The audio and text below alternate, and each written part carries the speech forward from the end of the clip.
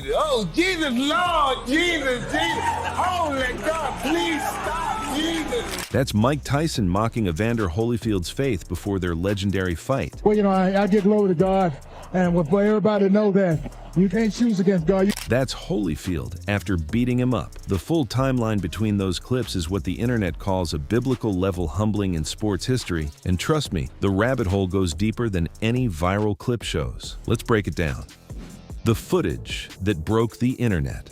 All right, y'all. So if you've been anywhere on the internet in the last few weeks, X, Instagram, TikTok, literally anywhere, there's a very, very strong chance that you have come across a certain piece of footage involving two of the most legendary heavyweight boxers to ever lace up the gloves. And when I say this clip has taken over the timeline, I mean it has absolutely consumed every corner of social media in a way that nobody really saw coming. We're talking about Mike Tyson and Evander Holyfield and the so-called new heated footage that has gone completely, undeniably, certifiably viral. Now, before you get too hyped, let me pump the brakes for just a second, because the word new is doing a lot of heavy lifting here. Like, it's carrying the entire marketing campaign on its back. What's actually circulating is not some brand new 2026 confrontation where Tyson and Holyfield are going at it in a parking lot or squaring up at a celebrity event or anything remotely like that. No, no, no. What's really happening is that a compilation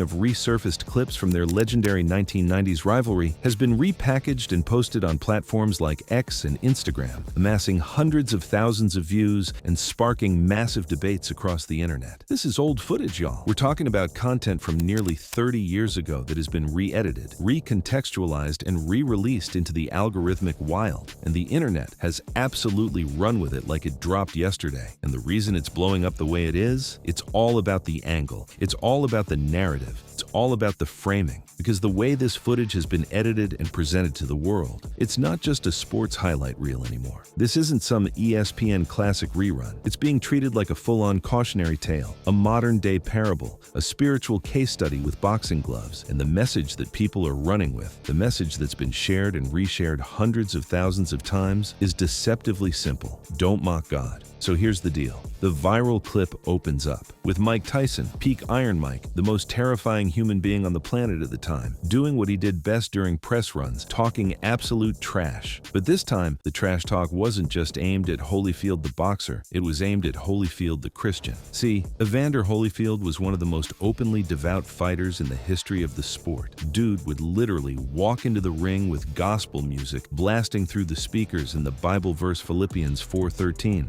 I can do all things through Christ who strengthens me, stitched right onto his purple robe. That was his whole identity. That was his thing. And Tyson, being Tyson, decided to go directly at it. In the footage, you can hear Tyson doing a mocking impression. And if you haven't seen this particular clip, just listen. Oh, Jesus, Lord, Jesus, Jesus. Holy God, please stop, Jesus. Yeah, that's Iron Mike, in full character, openly ridiculing the idea that Holyfield's faith could protect him inside that ring. He was essentially saying, "Your God can't save you from me." And at the time, that was just standard Tyson psychological warfare. That was the playbook. Get inside your opponent's head. Make them feel small. Make them feel like nothing they believe in matters when those fists start flying. Tyson's mockery included taunting phrases like, "Holy God, please stop," and "Stop Jesus," specifically designed to unsettle Holyfield psychologically before their bouts. But then, and this is the part that has the internet absolutely losing its mind, the footage cuts to what actually happened when they got in that ring. It cuts to Holyfield absolutely dismantling the most feared man in boxing. Body shots, straight rights, left hooks, Tyson getting pushed back, staggered, overwhelmed, and ultimately, in the 11th round of their first fight in November 1996, the referee stopping the bout, giving Holyfield one of the greatest upset victories in heavyweight history as a 25-1 underdog. The man who mocked God, he got humbled. And right after that victory, Holyfield made sure everyone knew exactly who he was giving credit to. That right there is what has turned this whole thing into a full-blown cultural moment online. Because the juxtaposition, Tyson mocking faith on one side, Holyfield crediting that exact same faith after the win on the other, that's the kind of storytelling that writes itself. You don't even need to add background music or dramatic editing. The raw footage does all the heavy lifting, and people are absolutely eating it up. And Holyfield didn't just mention God once and keep it moving. Now, when the interviewer tried to pivot away from the religious talk and steer the conversation back to boxing technique, Holyfield doubled down even harder. I'm led by the Spirit of God.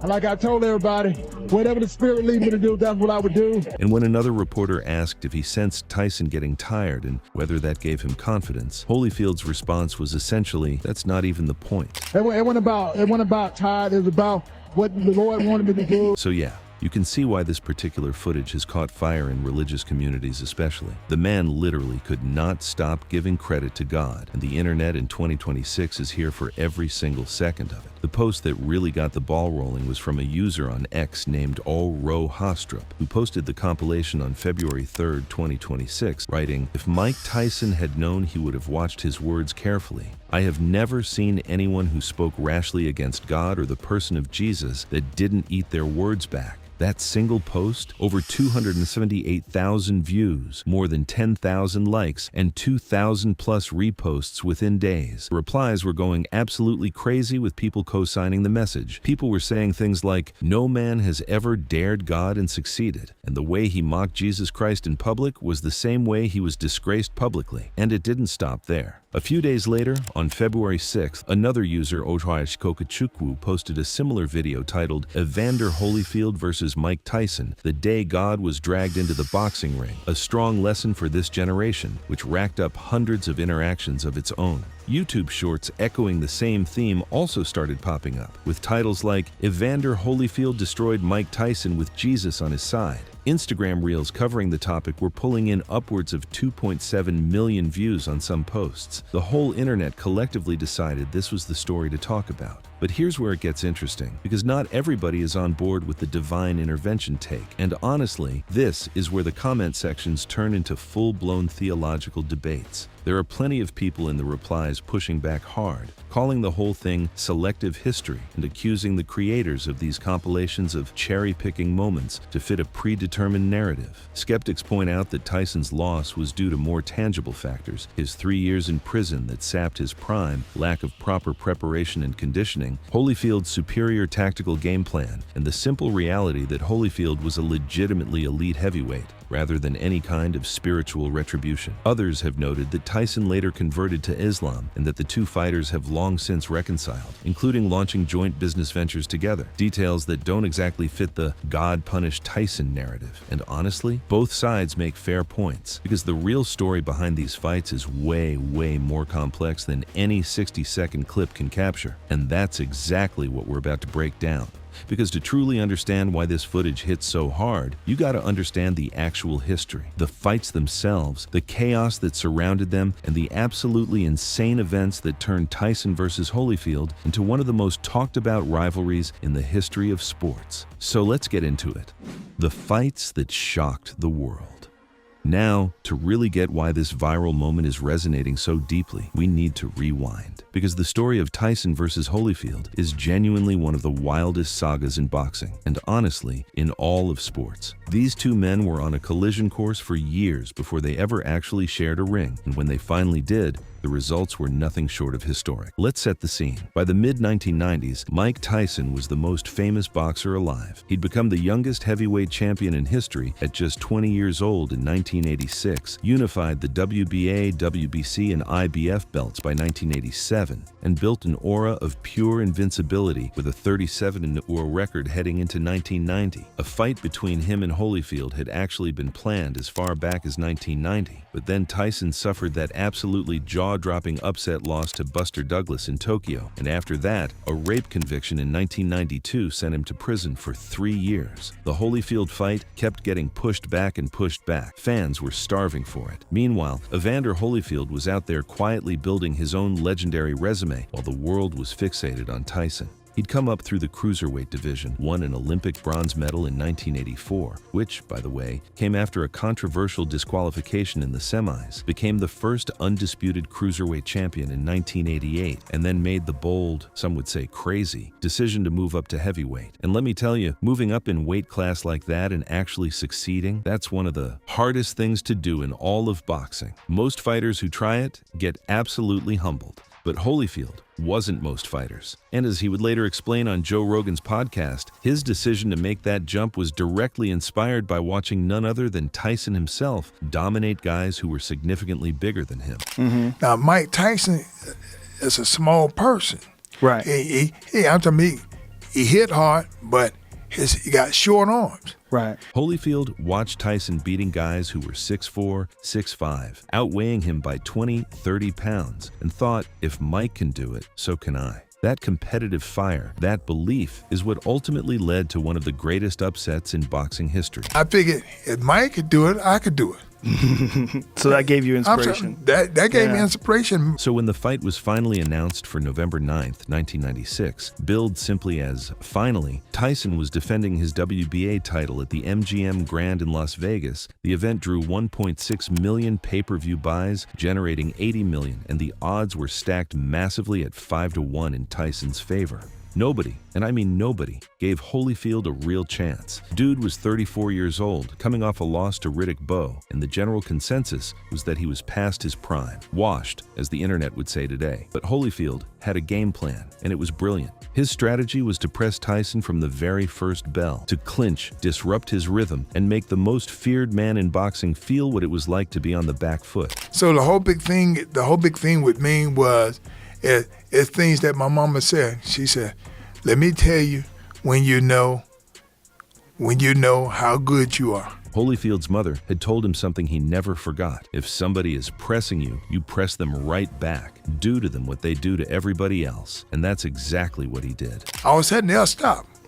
People really don't like what you do to somebody, and somebody do it again, you get ticked. Right. And it worked, like spectacularly. From the opening bell, Holyfield was in Tyson's face, making Iron Mike uncomfortable in a way that very few fighters had ever been able to do. Holyfield dominated the fight, outboxing Tyson through the early rounds, surviving an accidental headbutt in round 6 that opened up a nasty cut on Tyson's face, dropping Tyson with a thunderous left hook in that same round, which was the first time many fans had ever seen Tyson wobble like that, and then finishing him off with a devastating combination in the 11th round for a TKO stoppage at just 37 seconds into the round. The world was absolutely stunned. Living rooms across America erupted. Sports bars went nuclear. Holyfield became the first 3-time heavyweight champion since Muhammad Ali, and the fight earned the Ring Magazine's Fight of the Year and Upset of the Year awards. The man everyone said was washed just pulled off one of the greatest upsets the sport has ever witnessed, and then came the rematch, June 28, 1997. The sound and the fury. This one sold 1.99 million pay-per-views, a record at the time, grossing over $180 million in total revenue. And what happened in that ring became one of the most infamous moments in the entire history of professional sports. Holyfield was controlling the fight again, clinching, countering, doing exactly what had worked in the first fight. He'd even stunned Tyson in the early rounds, and an accidental headbutt had opened up a cut over Tyson's eye, which was clearly frustrating Iron Mike. And then, in round 3, during a clinch, something happened that nobody in the history of professional boxing had ever seen at this level. Tyson bit off a 1-inch piece of cartilage from Holyfield's right ear, spitting it onto the canvas. The arena lost its collective mind. Referee Mills Lane deducted 2 points, but controversially, allowed the fight to continue after medical clearance. And then, and this is where it goes from shocking to absolutely unhinged, moments later, Tyson bit Holyfield's left ear. Twice. He bit the man twice. That was it. Lane disqualified him. Chaos erupted in the ring, with Tyson furiously trying to get at Holyfield. It was the first heavyweight title fight to end in disqualification in over 50 years. It was over, but the aftermath was just beginning. And Holyfield, he described what was going through his mind at that exact moment on Joe Rogan's podcast, and it's honestly incredible. I was getting ready to bite the daylights out of him, and I was going to bite him in the face. I would bite him in the face. I wouldn't gonna wait for the ear. Yeah, you heard that right. Holyfield was fully prepared to bite Tyson right back, and not on the ear either. He was going for the face, but he held back, and the reason why is wild. This prophet told us before the fight. He told me, he said, look. According to Holyfield, a prophet had warned him before the fight that his opponent would do something to his face area, and that the only way Tyson could beat him was if Holyfield lost his focus. He gonna do something in your face area, but you gotta stay focused, because if you don't stay focused, God, that's the only way he gonna get you.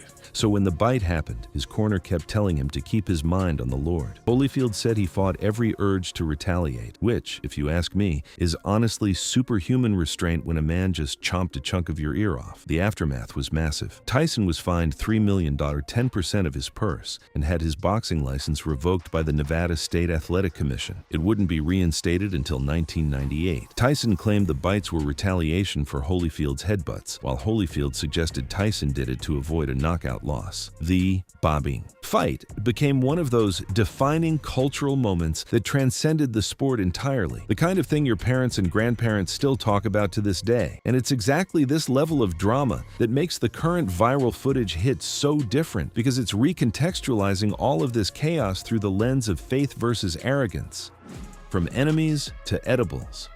Now, here's the thing that makes this whole story even crazier than the viral clip lets on. Because if you only watch the footage that's been circulating on X and Instagram, you'd think Tyson and Holyfield are still beefing to this day. You'd think there's genuine hatred between these two men. But the reality, the actual real-life update on where these two stand, it's literally the opposite. These two went from one of the most hostile rivalries in sports history to being genuine friends and business partners. And the way it happened is, low-key, one of the most powerful redemption arcs you'll ever see. The first major public step toward reconciliation happened in 2009 when Tyson appeared on the Oprah Winfrey Show and formally apologized to Holyfield for biting his ear. That was a big deal. Two men who had literally drawn blood from each other on the biggest stage in the world, sitting down and hashing it out on national television. And Holyfield forgave him. But according to Holyfield himself, the forgiveness actually came way earlier than anyone realizes.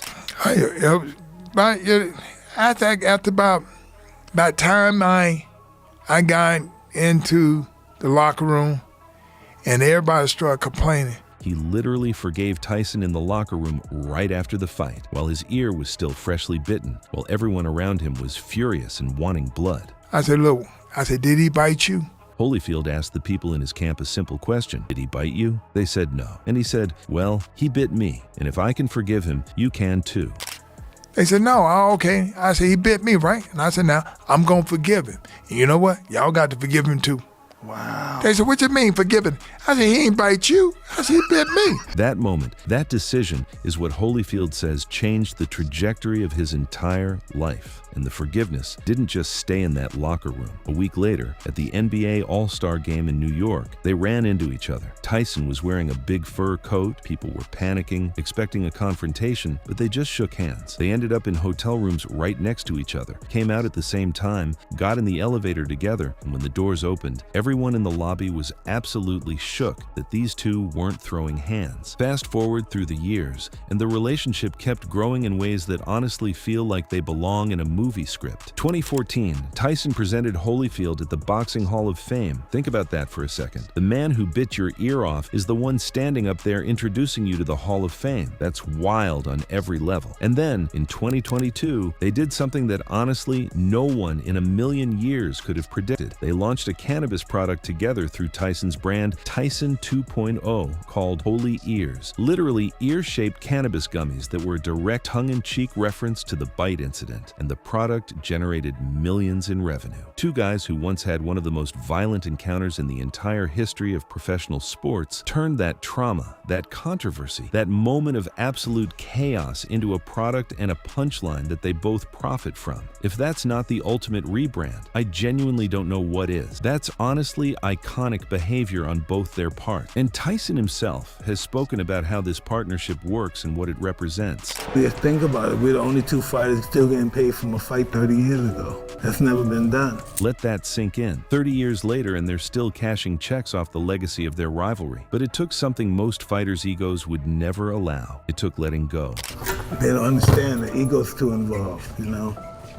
Still? It's just the way human nature works. It's just hard for people to do that. And that, right there, is low-key the most important part of this entire story. Because the viral footage, the clips that are getting millions of views right now, they tell a specific version of event. The version where faith triumphs over arrogance, where Tyson's mockery of God led directly to his downfall. And look, there's clearly something to that narrative. The timeline speaks for itself. But what the viral clips don't show is the decades of growth, forgiveness, and genuine human connection that came after. Now, the broader context matters too. This resurgence in early 2026 appears to be tied to multiple factors: ongoing cultural discussions about faith in public life, nostalgia for 1990s boxing, and resurgent interest in Tyson following his 2024 exhibition bout against Jake Paul. That Jake Paul fight, where the 58-year-old Tyson lost by unanimous decision in an 8-round exhibition at AT&T Stadium, put Iron Mike back in the public consciousness in a massive way. Holyfield himself was spotted at the Tyson-Paul weigh-in, reliving the drama for a new generation of fans. So the algorithm was already primed. People were already searching for Tyson content, and then these compilations hit and it was a wrap. But I also think there's a deeper reason this footage has resonated so hard, especially with younger audiences who weren't even alive when these fights happened. In an age where streamers, influencers, and celebrities are constantly talking reckless on the internet with zero consequences, where people build entire brands off of disrespect, where clout chasing and trash talking are basically currencies, there's something deeply, almost universally satisfying about a story where someone's words actually caught up with them, where the receipts got pulled, where the universe said, bet. Whether you believe it was God, karma, the Holy Spirit, or just Holyfield being the more prepared and skilled fighter that night, the story is the same. You talked crazy and you got checked for it. That resonates. That's universal appeal, regardless of your religious beliefs. And in the age of main character syndrome, where everybody thinks they're untouchable, that message hits different, and the timing couldn't have been more perfect for this content to go viral. Think about it. Holyfield's entire career was built on defying expectations as a devout Christian in one of the most brutal sports on earth. He had a professional record of 44 wins, 29 by knockout, 10 losses, 2 draws, becoming the only boxer to win undisputed titles in 2 different weight classes. He did all of that while praying before fights, crediting God after every victory, and refusing to adopt the bad boy persona that the sport seemed to demand. And Holyfield's perspective on this whole thing ties it together perfectly. When Rogan asked him whether beating Tyson elevated his celebrity, his answer was classic Holyfield. Not really. I think that it let people know that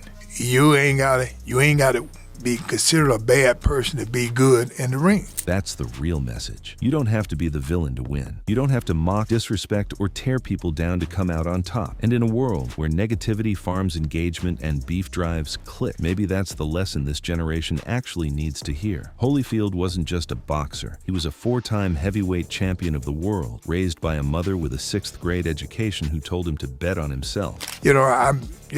I had a mom who had a 6th grade education, but she raised me. She raised the 4-time heavyweight champion of the world. So whether you believe the viral footage proves divine intervention, whether you think it's a masterclass in selective editing and content farming, or whether you just think it's a fire compilation of one of boxing's greatest rivalries, one thing is undeniable. The story of Mike Tyson and Evander Holyfield is one of the greatest sports narratives ever told. It's got absolutely everything: hubris, faith, violence, redemption, forgiveness, prophecy, a literal ear being bitten off, and ear-shaped cannabis gummies. You literally cannot make this stuff up. No Hollywood writer could have scripted this arc, and apparently, even 30 years later, the internet still can't get enough. If you made it this far, you already know this story is insane. Check out our other content by clicking on the boxes on your screen.